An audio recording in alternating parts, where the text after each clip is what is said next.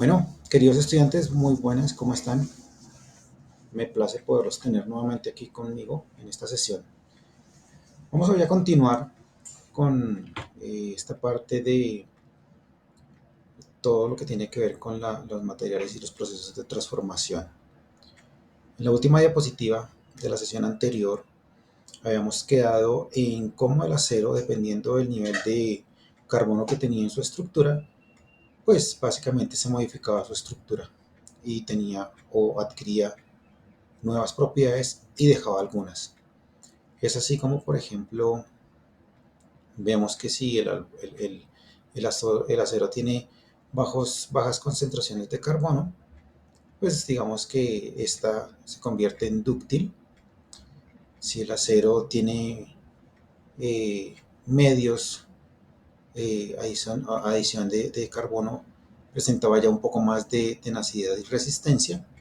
Y si pues por el contrario ya tenía alto carbono, pues este ya sería un acero completamente duro que permitiría realizar transformaciones fácilmente, eh, poder elaborar estructuras un poco más resistentes.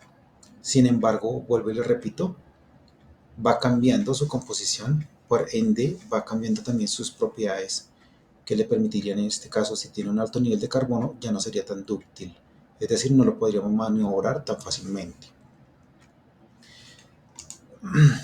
Aquí podemos entonces ver en estas gráficas básicamente que dependiendo de cómo el carbono se encuentra inmerso dentro del hierro, pues los niveles de resistencia y ductilidad van cambiando, ¿cierto? A mayor porcentaje de carbono, ¿cierto? Menos ductilidad en el caso de la gráfica derecha, en el caso de la izquierda, a más nivel de carbono, pues va aumentando su resistencia. Eso era básicamente lo que les mostraba anteriormente. Todo esto pues, se convierte en algo medible que podemos establecer claramente, o sea, podemos determinar qué tan resistente, qué tan dúctil puede ser el acero en determinado momento.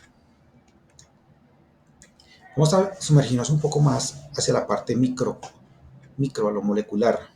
Aquí estamos mostrando que el acero en este caso, que es la composición que tenemos aquí en este momento de la diapositiva, pues va a presentar algunos defectos, básicamente los podemos observar en su superficie. Eh, Cuando nosotros miramos por microscopio este tipo de material, vamos a ver unas características como si fuesen de unos pequeños granos unidos entre sí. ¿Sí? Entonces a esto de ahora en adelante lo vamos a llamar granos. A cada espacio que vemos acá con un color diferente y delimitado por unas líneas, vamos a llamarlo grano, que se encuentran unidas entre sí. Entonces, ¿qué sucede? Estos más oscuros hacen referencia al nivel de carbono que tiene dentro del hierro, ¿cierto? Y los más blancos sería el hierro como tal. Al final, el compendio ya sería el acero como tal. Acá en esta parte, donde vemos la estructura molecular o cómo estarían distribuidas estas moléculas dentro del material, pues vamos a observar que se encuentran definidas claramente como un cristal, como un cuadrado, para que podamos delimitarlo fácilmente cuando vayamos a hacer el estudio pertinente. Aquí vamos a ver otro tipo de material, en este caso sería el cobre, pero para poder hablar de defectos cristalinos puntuales, ¿sí? Entonces en este caso vamos a tener un átomo pequeño y este átomo pequeño, al realizar la comparación con la normalidad de los demás átomos, pues vamos a ver que no va a tener tanto espacio suficiente y por ende vamos a tener un material mucho más fuerte, mucho más duro. Sin embargo, cuando tenemos el átomo un poco más grande, ¿cierto? Pues vamos a ver y vamos a evidenciar que va a ser un material que va a tener una ductilidad mucho más fácil, es decir, lo vamos a poder maniobrar de mejor forma. Pero también vamos a tener otro aspecto que es cuando no existe, va a haber un espacio donde no existe ese átomo. Y nos va a permitir entonces lo que vamos a hablar más adelante de los tales de los famosos huecos. Y allí es donde prácticamente podríamos estar hablando que este material pudiera ser frágil y fracturarse, digamos que de una forma casi que natural, rápida, cuando intentemos realizar la maniobra o el manejo de procesamiento. Bien, ahora ¿qué pasa aquí? Vamos a ver que tenemos que hablar de los defectos de los materiales. ¿Sí? Al nivel de microscopio, cuando hablamos de microscopio, ya lo estamos viendo en el microscopio, pues vamos a darnos cuenta que según esto en el titanio vamos a tener defectos cristalinos lineales. ¿Eso qué quiere decir? Que al mirarlo en el microscopio vamos a mirar estas dislocaciones, ¿cierto? Lineales que forman una línea, pero cuando lo vamos a ver de forma molecular, sus átomos se encuentran de alguna u otra forma unidos, pero no completamente. Eso quiere decir que podemos observarlos que en cuanto a filas, pues tienen una secuencia casi que lógica, ¿sí? Es decir, los podemos observar que forman filas en todo el espacio que estamos observando o desarrollando. Sin embargo, cuando vamos a ver la parte por columnas, vamos a encontrar que va a llegar a un sitio en el que no va a tener una continuidad. Acá es donde estamos hablando de los defectos lineales. No va a tener una continuación esta columna. Por ende, este material va a tener algún tipo de complicación cuando sea tratado y manejado en cuanto a su dureza y resistencia. Otro de los defectos de los materiales, y ya con anterioridad les había hablado de los huecos, pero no solamente de los huecos estructurales dentro de este material, sino de las fisuras o microfisuras que tenemos aquí especificadas. ¿Listo? ¿En dónde vamos a encontrar esta parte de los huecos o las fisuras? Casi siempre lo vamos a ver en los aceros. ¿Por qué en los aceros? Porque cuando realizamos la combinación del hierro con el carbono, pueden existir momentos en que estos pequeñitos puntos puedan ser burbujas de aire que quedaron atrapadas y que al solidificarse el nuevo material, pues sencillamente no pudo rellenarse por una presión ajena al material. Bien, otra de las cosas que tenemos cuando estamos hablando de cerámicos, como en este caso, observamos que también vamos a encontrar fisuras, unos tipos de fisuras normales donde puede que el material se pueda fracturar, pero en todo su contorno vamos a tener poros, y estos poros nos van a servir para que puedan absorber otros materiales como puede ser el agua, otras sustancias. Entonces, vuelvo y le reitero, en la izquierda tenemos un material como lo puede ser un metal, donde podemos encontrar huecos y fisuras o microfisuras. En el de la derecha vamos a tener también materiales donde podamos encontrar fisuras, pero algunos poros donde va a permitir la absorción. Mientras que en los metales podamos tener un solo hueco, los cerámicos podemos encontrar numerosos poros. Entonces, algo importante para tener en cuenta es que entre los dos o en los dos vamos a encontrar fisuras que posiblemente puedan acarrear algún tipo de deficiencia en el manejo del material. Bien, entonces, teniendo claro lo anterior, vamos a hablar de algo muy importante y es qué debo tener en cuenta para poder realizar el estudio y el ensayo de los materiales. Que digamos que cuando yo estoy tratando de esclarecer cuál sería el material más adecuado para poder elaborar un producto, para poder hacer una obra, pues sencillamente tengo que primero ensayar y estudiar qué es lo que tengo que hacer con estos tipos de materiales. Entonces, lo primero, ¿por qué tengo que hacer estos estudios, estos ensayos? Porque me van a permitir determinar las características de los materiales. Cuando yo voy a hacer un producto, cuando yo lo voy a transformar, pues no me voy a quedar con uno solo. Debo buscar varias alternativas.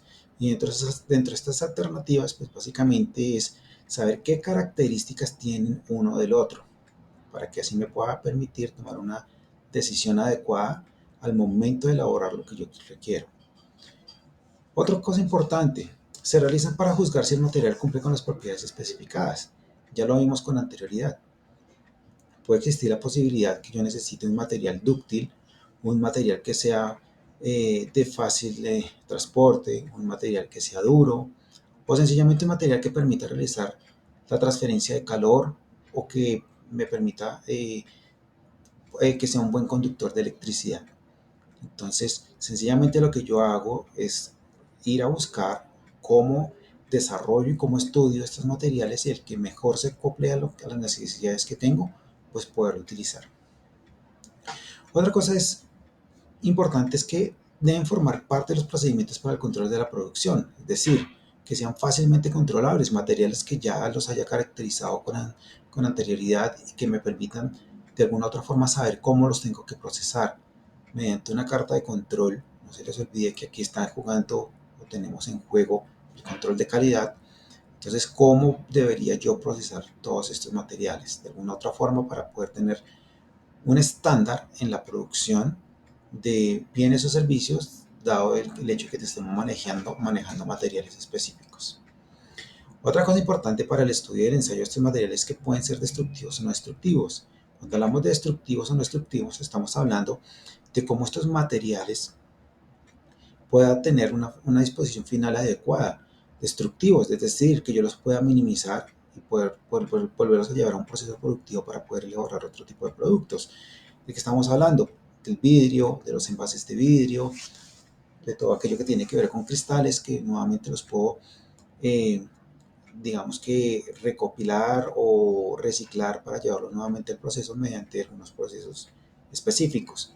Y hay otros que son no destructivos, como por ejemplo que habíamos hablado de los polímeros. Estos polímeros son un poco complejos de poderlos tratar y de poderlos eh, disponer al final de su vida útil, dadas sus composiciones, dado que su resistencia es mucho más alta, su durabilidad es mucho más alta. Entonces, por eso también requerimos realizar este estudio o este ensayo. No es lo mismo tener un envase plástico que un envase de vidrio, porque si estamos hablando de esta característica o de esta parte fundamental de ser destructivos o no destructivos, pues tendríamos que optar por el vidrio porque digamos que lo podríamos disponer al final de una forma más adecuada que el plástico. Otra cosa también importante es que se deben realizar muestras representativas de cada uno de los materiales. Voy a ponerles un ejemplo mucho más práctico para que me lo puedan entender. Y es cuando yo, por ejemplo, tengo o estoy recogiendo dentro de la recepción de materia prima, puede ser el arroz o puede ser el café, que vienen en sacos muy específicos y lo que llamamos normalmente las cargas. Y allí no vamos a realizar o a tomar las muestras solamente de los sacos que se encuentran mucho más a la mano para poder tomar o poder sacar para realizar la evaluación, sino sencillamente utilizamos algún tipo de muestreo para poder determinar en cualquiera de los sacos de la carga que llegue cómo se encuentran los granos, tanto de arroz como de café, para ser procesados dependiendo de mi producto final. Entonces, estas muestras representativas son muy importantes. Asimismo, como por ejemplo yo les puedo hablar de las esmeraldas, cuando hablamos de las vetas, no todas las vetas son las mismas. Requiero sacar muestras de cada una de estas vetas para poder determinar la calidad y la calidad y las características especiales de las esmeraldas o de cualquier otra piedra preciosa que encontremos. Esto también se ve mucho sobre el carbón. El carbón, no el carbón, todo el carbón es el mismo. Hay unos que tienen unas concentraciones mucho más altas de carbono que otros, que van a tener unas características mucho más especiales que otras. Yo sé que ustedes conocen también todo aquello que llamamos la hulla. La hulla es una especie de carbón, solamente que con menos características que el carbón original. Entonces, a esto hace referencia cuando yo tengo que saber dónde se encuentran las muestras representativas y si me permiten o no poderlas utilizar. Otra parte importante del estudio de los ensayos es que los resultados se deben analizar estadísticamente. ¿Esto qué quiere decir? Cuando yo tengo un proceso sistemático, pues todos sabemos que deben existir unos datos de entrada, un desarrollo de estos datos y unos datos de salida. Entonces, muy seguramente yo voy a tener que registrar la forma como estos materiales me llegan para yo poderlos procesar, establecer sus características, como puede ser el hecho de su dureza, ductibilidad, resistencia, tenacidad, ¿cierto? Necesito obligatoriamente tener que documentarlos, analizar estos datos y verificar qué tanto estos materiales cumplen con las especificaciones para todos los casos.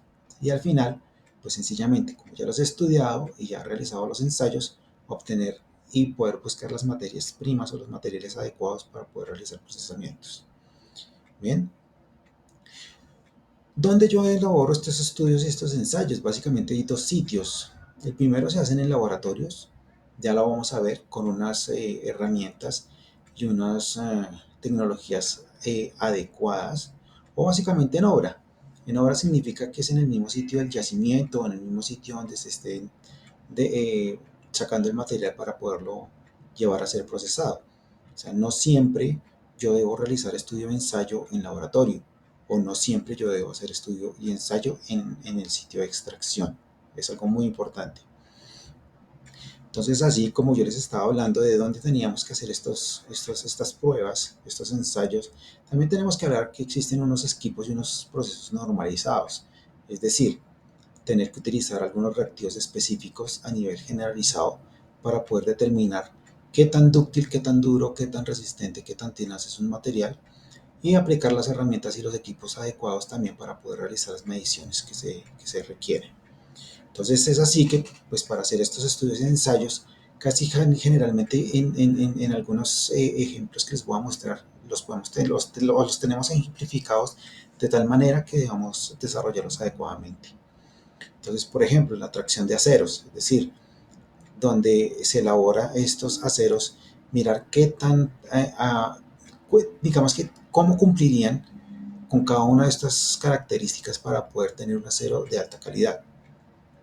En la compresión del hormigón, para saber la dureza de este tipo de material, dado que es un material del que yo estoy o que yo voy a fabricar o yo voy a realizar para poder obtener alguna herramienta adicional para poder trabajar y para poder eh, mostrarle al cliente, que en este caso sería el que va a comprar todo esto que tiene que ver con hormigón.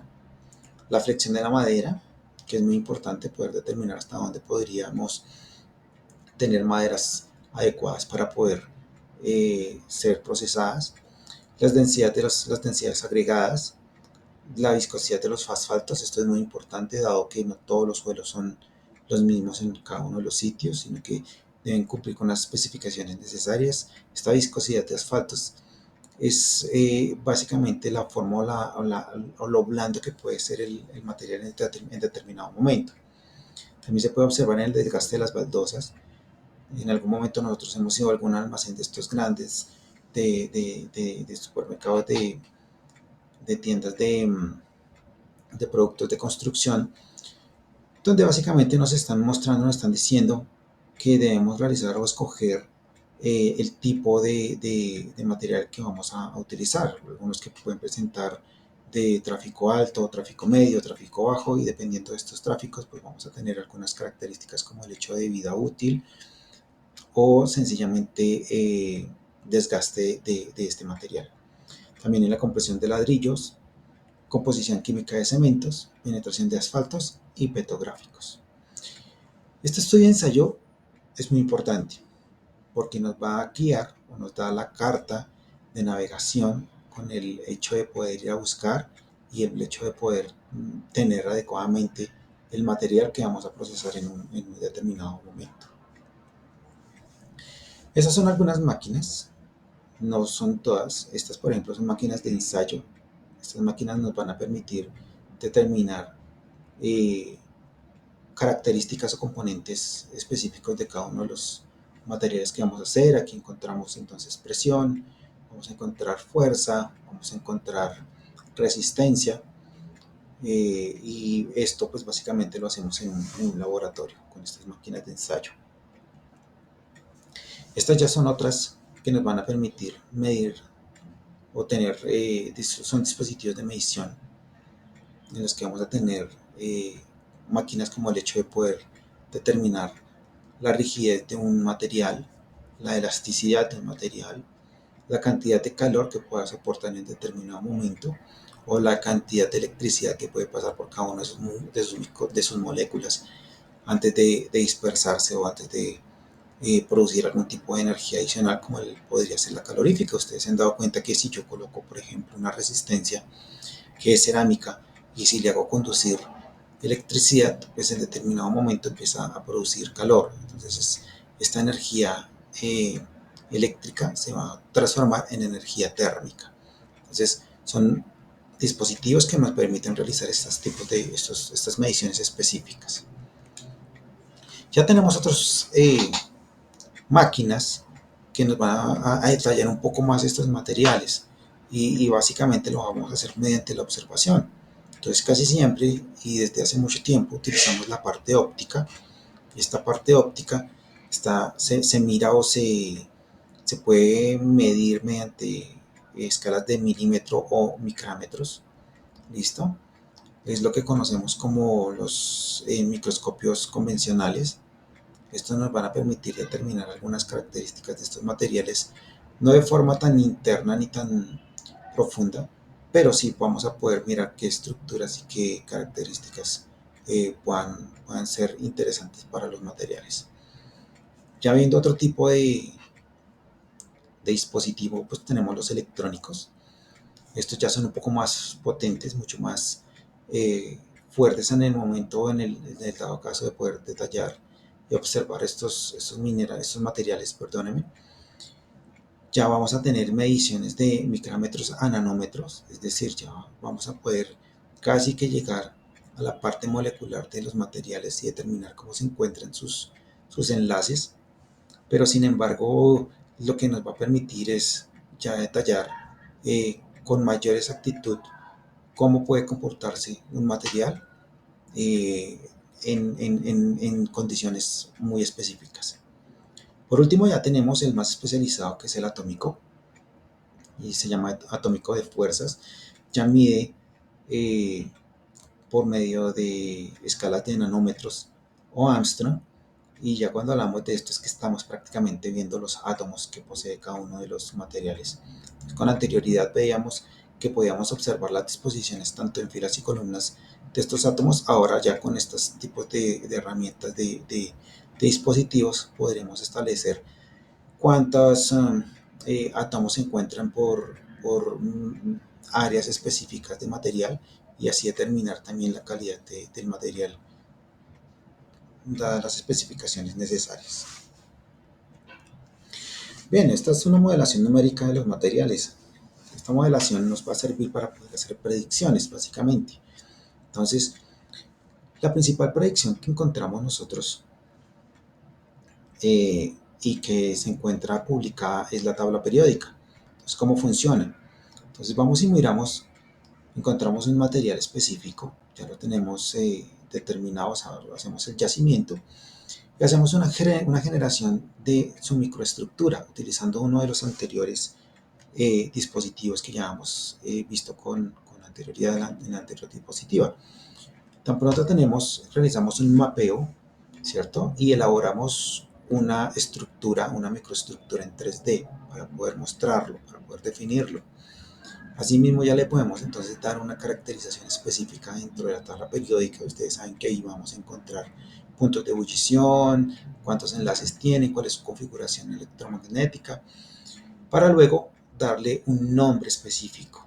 Como lo podemos ver, ya tenemos un material con el cual podemos observar o con el cual vamos a tener que identificar cuáles son sus principales características, para luego ya poder hacer como una especie de modelamiento del material como tal y específico, que determine las características especiales de trabajo del material, ¿cierto? O sea, hacemos un yacimiento, tenemos el material, lo tenemos dispuesto para su transformación. Sin embargo, nos hace falta la parte estadística, que es la parte predictiva, poder definir en qué momento o cómo voy a utilizar este material. Aquí tenemos a epsilon y aquí tenemos a omega, ya tenemos a epsilon, donde nos va a permitir definir de qué punto a qué punto estadísticamente va a tener las propiedades un determinado material, una determinada sustancia. Porque no se les olvide que estamos aquí hablando de tabla periódica, donde vamos a encontrar tanto materiales líquidos, sólidos y gaseosos. Ya lo hemos hablado, lo hemos visto en la sesión anterior de cómo estos materiales podían disponerse en la naturaleza. Bien, esta es otra modelación numérica del material. Vamos a hablar que en la parte superior tenemos una modelación numérica de un metal específico determinado según la anterior metodología. Y lo que podemos observar es que este material, aquí en esta parte, es un material completamente compacto, a lo que podemos definir que podría ser un metal, con unas escalas específicas de comportamientos característicos o de componentes que lo harían especial. Y en la parte de abajo vamos a encontrar uno cerámico, dado que este material tiene espacios de porosidad en todo su contorno, que son indistintamente o son diferentes a los huecos que habíamos hablado anteriormente, porque este material no está atrapando el aire, ¿cierto? Porque quedó en la transformación de algún material, sino sencillamente es la forma de respiración que tiene el material y que creó porosidad, y que esta porosidad va a permitir entonces que pueda atrapar o pueda succionar sustancias diferentes a las que lo componen naturalmente. Entonces podríamos estar hablando de sustancias líquidas, como el agua, como algún otro tipo de material, como un aceite, por ejemplo. Bien. Basado en lo que estamos hablando actualmente, pues digamos que tenemos que tener en cuenta que para yo poder seleccionar el material adecuado se deben tener algunos factores en cuenta. ¿Sí? Esto es importante.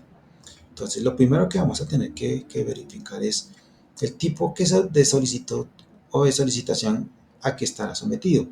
Es decir, si me están pidiendo un acero, yo tengo que establecer qué tipo de acero o qué van a hacer con este acero, cuál va a ser el tipo de maniobra o el tipo de manejo o utilización que va a tener este acero, ¿sí? Para poder determinar cuál podría ser el mejor, aquel que sea más dúctil o aquel que sea mucho más duro.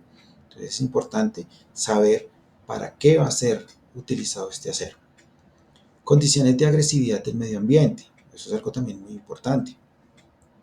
El medio ambiente está expuesto no solamente al viento, al agua, al calor, sino de pronto al hecho de que tengamos situaciones medioambientales un poco complejas, como por ejemplo el hecho de tener también algunas sustancias en el aire que puedan deteriorar algunos materiales, como el hecho de poder hablar de, por ejemplo, humedad dentro de un espacio específico y que yo tenga algún tipo de material que sea corrosivo o que cuando entre en contacto empiece a degradar este material. Entonces, esta parte es importante, la agresividad del medio ambiente con respecto al material que vaya a utilizar.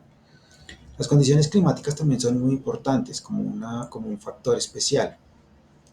No es lo mismo construir una edificación en un clima cálido que en un clima frío.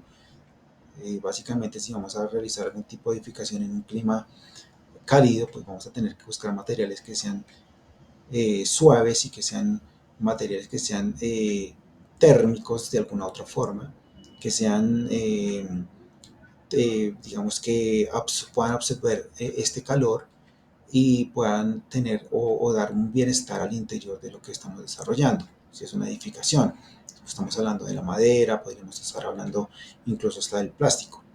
Pero si estamos hablando ya de un clima frío, pues lo que más nos interesaría es que pueda, eh, digamos que, limitar la parte del ambiente frío con una parte mucho más cómoda de calor, de que no exista una contradicción en cuanto a las partes internas y externas de un espacio específico.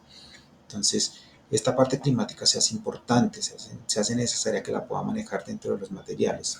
Entonces, no es lo mismo cuando vamos y miramos y vertemos un líquido que tenga una temperatura alta en un termo, por ejemplo. No es lo mismo tenerlo en un envase plástico que, por ejemplo, en un envase metálico, y que tenga las condiciones necesarias para que pueda mantener el calor. Entonces, también es una parte importante para seleccionar el material con el que yo voy a trabajar. Algo también importante es la vía de servicio, ¿cierto? Esta vía de servicio se hace necesaria, dado que si voy a utilizarlo por mucho tiempo, yo requiero que siga manteniendo sus características iniciales. Esto lo podríamos encontrar básicamente en los polímeros, ¿cierto? Si lo que quiero es que me dure con el tiempo, pues podría utilizar un polímero específico. Pero si por el contrario lo que yo estoy utilizando es para un servicio rápido, un servicio que no tenga la necesidad de esperarme en el tiempo para que se degrade, pues tendría que utilizar el material. Aquí estaríamos hablando entonces que podemos utilizar la madera, que sería algo importante y algo necesario para poderlo transformar y desarrollar. También los requerimientos estéticos son importantes. Esta parte estética no es solamente el hecho de que yo pueda utilizar un material, ¿cierto? Entregue un producto o un espacio determinado específico, sino que pueda de alguna otra forma ser transformado estéticamente. No es lo mismo un vaso metálico que un vaso de vidrio. Por estética podemos encontrar que el vidrio pues, es mucho más elegante, ¿sí? Puede tener algunas características especiales diferentes al metal, pero que el metal también pueda tener algunas características especiales diferentes al vidrio. Entonces tendríamos que ir a mirar por parte estética cuál sería esta de utilizar y que se encontrara de una mejor forma dispuesta para no afectar y no contaminar visualmente un espacio específico. Otra, otro factor importante para la selección de materiales son los requerimientos ambientales y energéticos. ¿Eso qué quiere decir? Pues que estos materiales cumplan con algunas especificaciones, tanto ambientales, o sea, que su disposición final sea adecuada, que si yo lo que tomo del, de la naturaleza lo pueda revertir nuevamente y pueda mantener un equilibrio ecológico sustentable, o que sencillamente, si es energético, que tenga un requerimiento energético que pueda obtener entonces la capacidad de mantener la energía, ya sea calorífica o de algún otro tipo, pues adecuada según las necesidades que yo necesite. Bien, es importante para que ustedes lo tengan en claro. También es cómo yo voy a tener una metodología específica para poder elaborarlo. O sea, no es lo mismo que yo utilice un torno para transformación de maderas a un torno para transformación de metales, ¿cierto? Entonces, ni las formas como lo voy a hacer, ni las herramientas. Entonces, esto hace parte importante de cómo yo puedo seleccionar. Entonces, si yo voy a transformar la madera, pues muy seguramente voy a utilizar herramientas que tengan un alto nivel de dureza y un alto nivel de especificaciones, como por ejemplo de corte, para poder desarrollar o poder elaborar y cambiar de forma este material, ¿sí? Pero si vamos a utilizar, por ejemplo, los metales o el torno para metales, ya necesitaríamos una máquina mucho más fuerte, una máquina que tenga más estructura para que podamos desarrollar acordemente y podamos elaborar productos metálicos adecuados para su uso.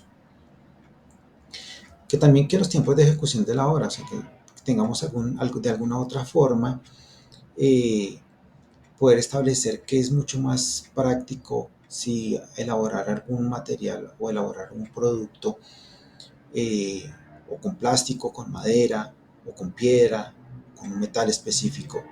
Vamos a determinar cuál de ellos me demoraría más para poderlos procesar y para poderlos transformar. Sería algo más importante. Si yo estoy realizo algún tipo de material para una obra, por ejemplo, de construcción, entonces determinar qué me serviría a mí o qué sería mucho más rápido. Si poder elaborar una estructura de madera, sí que solamente es transformación y postura, o una de hormigón en la que yo tengo que esperar realizar la mezcla para poder realizar la construcción de estas obras.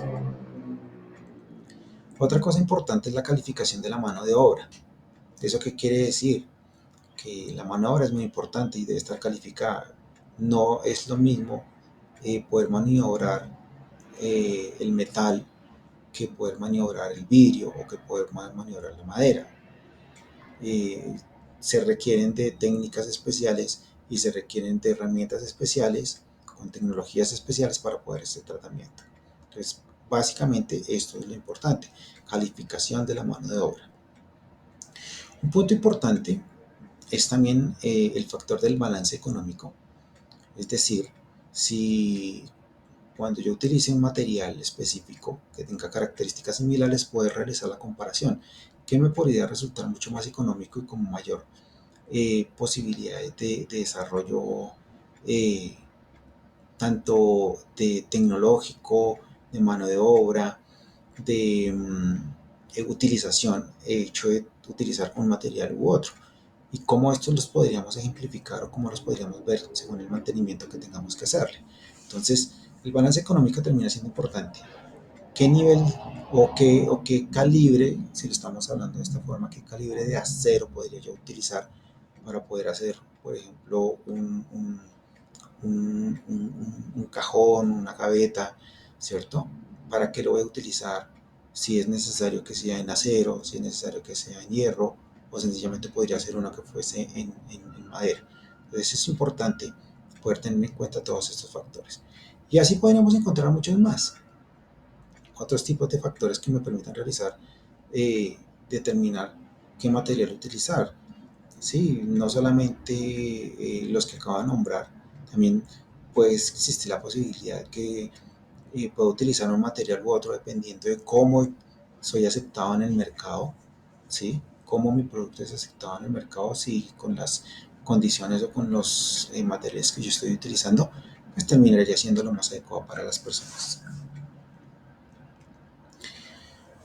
Existen aquí unos métodos muy específicos para esta selección de materiales. Generalmente el tradicional es que yo puedo comparar solamente dos materiales, dos o más materiales, de una forma casi que de un comportamiento de servicio, es decir, que yo pueda evidenciar que me sirva para cumplir o satisfacer alguna necesidad. Si es, por ejemplo, de poder aislar, entonces podríamos mirar que si es el hormigón o un ladrillo, lo mejor o lo más adecuado, ya entraríamos a mirar la parte económica y si por el comportamiento que tenga estos dos tipos de materiales, cuál de ellos pensaría yo que podríamos utilizar o ya tener como referente para poder elaborar una obra o un producto. Y ya el gráfico, que es cuando utilizamos ya una herramienta, unos dispositivos especializados donde vamos a poder mirar efectivamente la composición interna de cada uno de los materiales y de ahí podemos entonces poder seleccionar el material. ¿Sí? Entonces ya podríamos observar la composición molecular tanto del hierro o del acero y determinar qué es lo que yo necesito y así ya poderlo utilizar. Entonces, algo como ejemplo les podría decir que las líneas férreas, o sea, por donde transita el tren, generalmente son en hierro por su dureza, más no por su maleabilidad y por su ductilidad. Porque si las hacemos en acero, pues termina siendo un producto demasiado costoso, pero que disminuiría también sus propiedades de dureza. Entonces, por eso, generalmente lo que se utiliza es el hierro para hacer este tipo de procesamientos. Pero ahora, si hablamos de una cocina, por ejemplo, del mesón de una cocina, pues generalmente lo que yo quiero es tener una parte estética, ¿cierto? Una parte dúctil que yo lo pueda manejar fácilmente, pero que sencillamente me te permita también aislar algunas partes o algunos elementos de la composición de una cocina, que no me va a permitir hacerlo con el hierro, porque va a tener contacto constante con el agua, y entonces al tener contacto con el agua, muy seguramente va a existir corrosión. Entonces, clave estos dos métodos, el tradicional y el gráfico.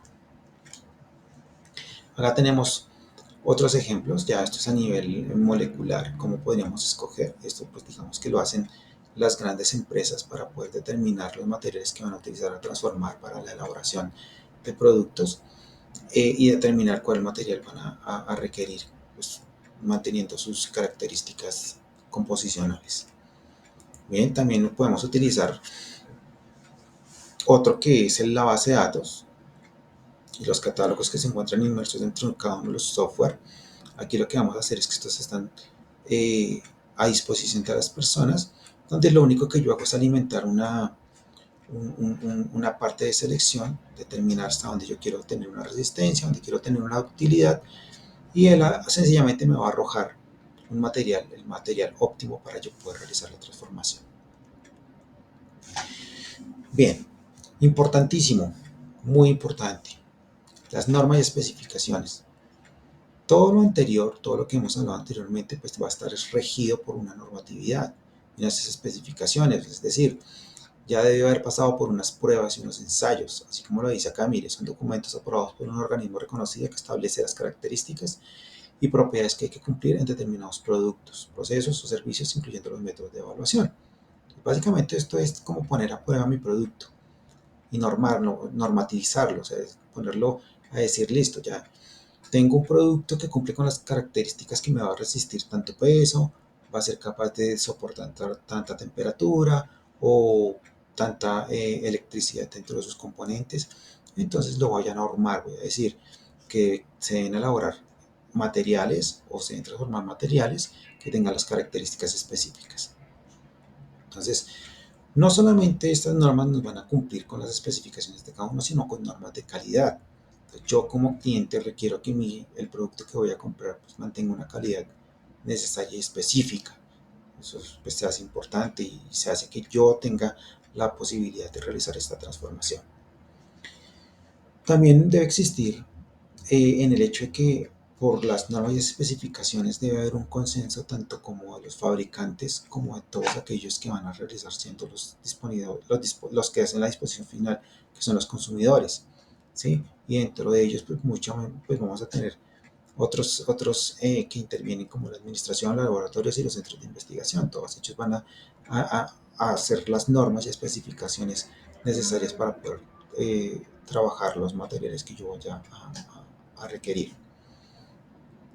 Todo lo anterior pues, debe estar aprobado por un organismo de normalización que sea reconocido y dentro de ellos pues, generalmente tenemos el IRRAM, el ASTM y el UNE, entre muchas de las que hay. Casi digamos que los países que están regidos por uno más grande, pero tienen sus propios organismos de normalización. Yo, por ejemplo, aquí les tengo uno, pueden ingresar a poder ver el catálogo de normas del IRRAM, donde puedan ejemplificar y mostrar y ver cómo deberían ser estos materiales en determinado momento para poder serlos procesados o poderlos procesar. Por último, tenemos el control de calidad. Entonces, el control de calidad pues, son todos aquellos procedimientos, métodos y técnicas de evaluación que yo le voy a hacer a mi producto final, al que yo le voy a entregar al consumidor y poder mostrar y evidenciar si este cumple o no cumple con un requerimiento específico de calidad. Esto es importante. La calidad dentro de los productos no es solamente entregar productos caros con los mejores materiales, sino que cumpla con las necesidades del consumidor. Entonces, todos estos productos, todos estos resultados de procesamientos de materiales, pues deben cumplir con unos controles de calidad muy específicos donde se van a encontrar técnicas de muestreo, ensayo, análisis de resultados y criterios de conformidad. Estos criterios de conformidad, pues muy seguramente se van a generar basados en las normatividades que ya estábamos viendo anteriormente y con el nivel de conformidad del cliente final. Debe también existir un control de producción, ¿cierto? Y a su vez debe existir también con un control de auditoría. Control de producción, ¿por qué? Porque sencillamente debo garantizar que todos los productos deben ser elaborados y construidos con el mismo material, con las características de los mismos materiales, ¿cierto? Y asimismo, cuando me realice la auditoría, pues poder mostrar y evidenciar que estos productos cumplen necesariamente con todas las condiciones especiales para poder subsanar muy seguramente necesidades ya sea de una empresa o ya sea de un consumidor final, incluso de un espacio en específico. Todo esto pues digamos que no debe tener una especificación de aislamiento en cuanto a que la calidad no debe ir del control de la producción y la producción del control de la calidad, sino sencillamente tiene que estar todo inmiscuido, todo debe estar, digamos que siendo eh, eh, normado por entes regulatorios que desarrollen y que permitan que los materiales sean utilizados y que permitan que satisfagan digamos que los requerimientos de un centro poblacional específico. Y pues todo esto se encuentra pues, normado y procedimientos estandarizados en normas de calidad. En el caso de Colombia es la ISO 9001, independientemente de su año de expedición, pero esto lo que me va a permitir es poder entregar productos de calidad utilizando las mejores técnicas y los mejores procesamientos para estos materiales. Bueno, así vamos a concluir con esta parte que es una parte esencial de los materiales. Digamos que estamos hablando de características en general. Estuvimos abordando muy rápidamente algunos materiales específicos.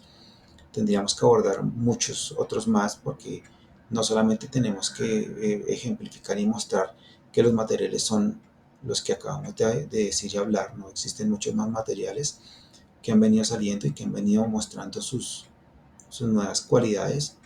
Algunas han traído complicaciones al medio ambiente, otras complicaciones al mismo ser humano, pero que son materiales que han evolucionado y han permitido hacer la vida más llevadera. Terminaríamos esta parte de generalizada de los materiales y cómo se procesan, y ya abordaríamos después como en específico cada uno de ellos. Les agradezco su atención y nos veremos en la próxima sesión. Hasta luego.